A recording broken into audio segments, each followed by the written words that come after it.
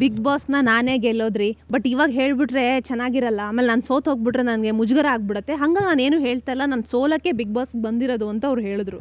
ಅದೇ ಡವ್ ಬಗ್ಗೆ ಮಾತಾಡ್ತಾ ಇದ್ವಲ್ಲ, ಅದು ಇನ್ನೊಂದು ಡವ್ ಅಷ್ಟೇ. ಡವ್ಗಳಲ್ಲಿ ಬೇರೆ ಬೇರೆ ಚಾಪ್ಟರ್ ಇರುತ್ತೆ. ಬುಕ್ ಆಫ್ ಡವ್ಸ್ ಅಂತ ಒಂದು ಪುಸ್ತಕ ಇರೋದ್ರಲ್ಲಿ, ಅದರಲ್ಲಿ ಪ್ರತಿದಿನ ಒಂದೊಂದು ಚಾಪ್ಟರ್ ಬರ್ತಾ ಇರುತ್ತೆ. ಅದರಲ್ಲಿ ಇನ್ನೊಂದು ಚಾಪ್ಟರ್ ಅದು. ಅದೇ ನಾನು ಸೋಲಕ್ಕೆ ಬಂದಿರೋದು ಬಿಗ್ ಬಾಸಲ್ಲಿ, ನಾನು ಗೆಲ್ಲಕ್ಕೆ ಬಂದಿಲ್ಲ ಅಂತ. ಅದೇ ನಾವೆಲ್ಲ ಜೋಕ್ ಮಾಡ್ತಾ ಇದ್ವಿ. ಅದನ್ನು ಗಿಲ್ಲಿ ಸುದೀಪ್ ಸರ್ ಮುಂದೆ ಹೇಳಿದ್ದು. ಸುದೀಪ್ ಸರ್ ಅವ್ರು ಕೈ ಎತ್ತಬೇಕಂದ್ರೂ ಇವ್ರು ಇಲ್ಲ ಬೇಡ, ನಾನು ಸೋಲಕ್ಕೆ ಬಂದಿರೋದು, ಕೈ ಎತ್ತಬೇಡಿ ನಂದು ಅಂತ. ಆ ಥರದೊಂದು ಪರ್ಸ್ನಾಲಿಟಿ ಇವರು ಅಂತ. ಅದು ಅಗೇನ್ ನಾನು ಈಗ ನಾರ್ಮಲ್ ಆಗಿರುವಂತಹ ವಿಷಯ. ಈಗ ನಾನು ಸದ್ಯಕ್ಕೆ ಬೆಂಗಳೂರಲ್ಲಿದ್ದೀನಿ, ಸದ್ಯಕ್ಕೆ ನಿಮ್ಮ ಜೊತೆ ಇಂಟರ್ವ್ಯೂ ಸಂದರ್ಶನದಲ್ಲಿ ಮಾತಾಡ್ತಾ ಇದ್ದೀನಿ ಅನ್ನುವಂಥದ್ದು ನಾರ್ಮಲ್ಲು. ಸದ್ಯಕ್ಕೆ ನಾವು ಜಪಾನಲ್ಲಿ ಕೂತಿದ್ದೀವಿ, ಆ್ಯಂಡ್ ನನ್ನ ಜೊತೆ American T V host, very famous T V host Reena D'Souza ಅವರು ನನ್ನ ಜೊತೆ ಮಾತಾಡ್ತಾ ಇದ್ದಾರೆ ಅಂತ ರ್ಯಾಂಡಮಾಗಿ ನಾನು ಹೇಳಿದ್ರೆ ಜನ ಆ್ಯಕ್ಚುಲಿ ಕೇಳಿಸ್ಕೊತಾರೆ. ಸೊ ಅದು ವರ್ಕೌಟ್ ಆಗ್ತಾಯಿದೆ ಅವ್ರಿಗೆ. That is why I am telling you, cringe work out ಆಗ್ತಾಯಿದೆ ಜನರಿಗೆ ಇತ್ತೀಚೆಗೆ. ಅದೇ ನಾನು ಹೇಳ್ತಾ ಇದ್ದಿದ್ದು. ಶ್ರೇಯಾ ಘೋಷಾಲ್ ಥರ ಬಂದುಬಿಟ್ಟು ಹೂವಿನ ಬಾಣದಂತೆ ಯಾರಿಗೂ ಕಾಣದಂತೆ, ಅರ್ಥ ಆಗಲ್ಲ, ನೋಡಲ್ಲ, 5 ವ್ಯೂ ಬರುತ್ತಾ, ಹೂವಿನ ಬಾಣದಂತೆ ಯಾರಿಗೂ ಕಾಣದಂತೆ ಅಂತ ಬಂದರೆ ಮಿಲಿಯನ್ ವ್ಯೂಸು ವೈರಲ್ ಮಾಡಿಸ್ತಾರೆ. ಎಲ್ಲೊಂದು ಕಡೆ ನಮ್ಮ ಮೇಲಿರೋದು ಅದು, ನಾವೇ ತೊಗೋಬೇಕು. ಇವತ್ತು ಇಷ್ಟು ಜನ, ಇವತ್ತು ಸತೀಶು ಅಥವಾ ಕರಿಬಸಪ್ಪ ಇಂಥವರೆಲ್ಲ ಇದ್ದಾರೆ ಅಂದರೆ ಬೆಳೆಸಿದ್ದು ಯಾರು, ಯೋಚನೆ ಮಾಡಿ ಅಷ್ಟೇ.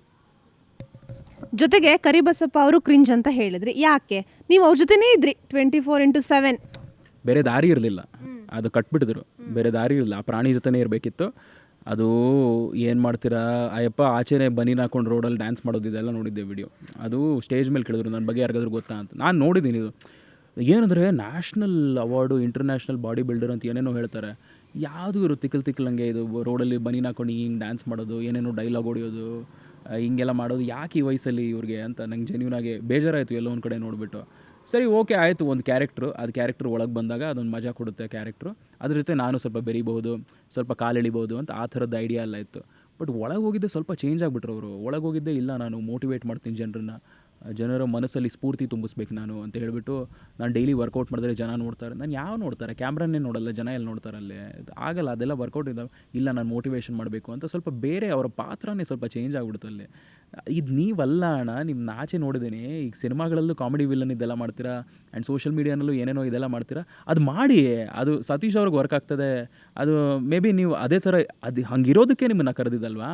ಇಲ್ಲಿ ಬಂದುಬಿಟ್ಟು ಇಲ್ಲ, ನಾನು ಶ್ರದ್ಧೆಯಿಂದ ನಾನು ಕೆಲಸ ಮಾಡಿದ್ರೆ ಜನ ನೋಡಿ ಇನ್ಸ್ಪೈರ್ ಆಗ್ತಾರೆ. ನೀನು ಪಾತ್ರೆ ತೊಳೆಯೋದು ನೋಡ್ಬಿಟ್ಟು ಯಾರು ಇನ್ಸ್ಪೈರ್ ಆಗ್ತಾರೆ ಮನೇಲಿ?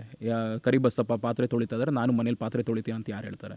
ಸೊ ಎಲ್ಲೋ ಒಂದು ಕಡೆ ಅದು ನೋಡಿಬಿಟ್ಟು ತುಂಬ ಸ್ಯಾಡ್ ಅನಿಸ್ತು ಆ ಥರದ ವ್ಯಕ್ತಿತ್ವ ನೋಡಿ. But genuinely as a person ತುಂಬ ಕುಯ್ತಾರಪ್ಪ.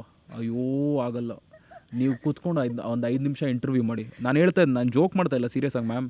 5-10 ನಿಮಿಷ ಮಾಡಿ, ನಿಮ್ಗೆ ಗೊತ್ತಾಗುತ್ತೆ. ಹೆದರಿಸಲೇಬೇಕು, ಬೇರೆ ದಾರಿ ಇಲ್ಲ. ಈಗ ನೀವು ಮಾಡೋಂಗಿದ್ರೆ 5-10 ನಿಮಿಷ ನೀವು ಇಂಟರ್ವ್ಯೂ ಮಾಡಿ, ಆಮೇಲೆ ನನ್ನ ಜೊತೆ ಬಂದು ಮಾತಾಡಿ. ಹೆಂಗಿದ್ದೆ ಇವನ ಜೊತೆ, 7 ದಿನ ಹೆಂಗಿದ್ದೆ ಇವನ ಜೊತೆ ಅಂತ ನೀವೇ ಕೇಳ್ತೀರ.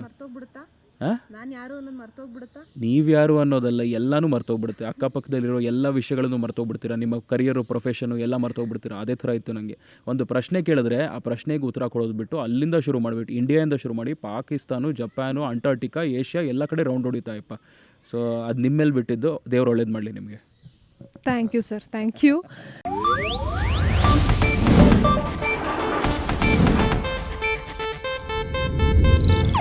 ಇದು ಏಷ್ಯಾನೆಟ್ ನ್ಯೂಸ್ ನೆಟ್ವರ್ಕ್ ಪ್ರಸ್ತುತಿ.